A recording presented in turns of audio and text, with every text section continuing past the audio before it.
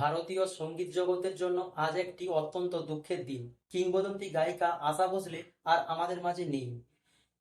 আজ 12ই এপ্রিল মুম্বাইয়ের bridge candy হসপিটালে তিনি শেষ নিঃশ্বাস ত্যাগ করেন। আজ তার বয়স 92 পূরণ হলো। জানা যায় 11ই এপ্রিল রাতে হঠাৎ করে তার শরীর খারাপ হয়।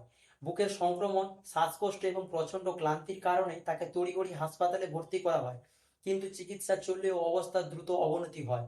শেষ পর্যন্ত মাল্টিপল অর্গান ফেইলিউরের কারণে তিনি মারা যান। এই দুঃখজনক খবরটি নিশ্চিত করেন তার ছেলে আনন্দ ভোঁসলে। খবর প্রকাশ হওয়ার পরেই পুরো ভারত জুড়ে শোকের ছায়া নেমে আসে।